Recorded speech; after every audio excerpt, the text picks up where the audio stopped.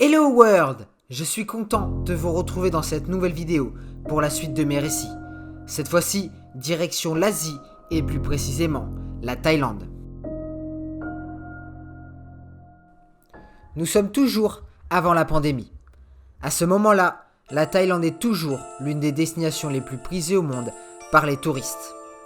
De mon côté, moi je venais à Bangkok pour retrouver deux amis rencontrés en Nouvelle-Zélande. Je suis arrivé pendant la période de la mousson, en plein mois de juin, et je peux vous dire une chose, il faisait très lourd à Bangkok. Quand je vous dis lourd, c'est-à-dire que même après une douche, vous transpirez déjà. C'est assez compliqué à expliquer, il y a vraiment énormément d'humidité là-bas.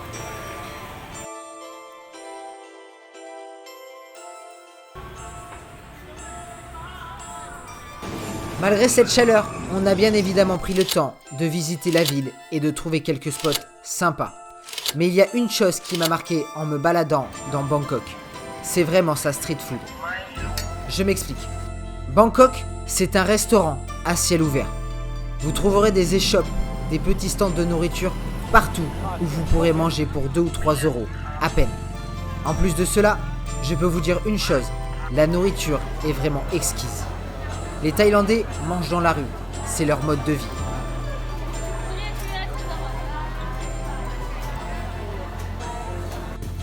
La cuisine thaï est extrêmement riche en saveurs, riche en épices et très saine. Elle est réputée dans le monde entier et pour l'avoir goûtée, je peux vous dire que cela vaut le coup. Même si je vous l'avoue, au début, j'étais assez réticent. Justement, toutes ces saveurs, d'où viennent-elles ? Eh bien c'est très simple. Chaque région en Thaïlande a ses propres herbes, ses propres légumes, d'où l'énorme variété de la cuisine thaï. Une des bases de sa cuisine, c'est d'ailleurs le piment. La Thaïlande a la plus grande consommation de piment de toute l'Asie, c'est pour vous dire. La nourriture est un des axes principaux des Thaïlandais. Outre ses spécialités comme le pad thaï, le poulet au curry ou le riz frit, vous pouvez retrouver d'autres plats incontournables, comme par exemple la salade de papaye ou la soupe de lait de coco. Une autre spécialité assez particulière que vous pouvez retrouver là-bas, ce sont les insectes. Si à première vue, cela peut faire peur, ces insectes sont remplis de protéines. D'ailleurs, les Thaïlandais sont les premiers producteurs et consommateurs d'insectes dans le monde. C'est assez incroyable pour être souligné.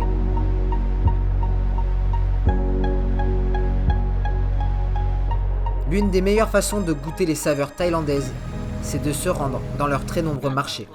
À Bangkok, il y en a énormément. Là-bas, c'est une institution depuis de très nombreuses années. Et je peux vous dire une chose, là-bas, vous trouverez tout ce que vous voulez.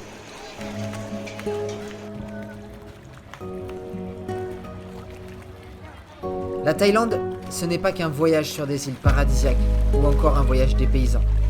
C'est aussi un voyage culinaire, à travers une gastronomie d'une qualité incroyable. Je pense que vraiment, je m'en souviendrai très longtemps.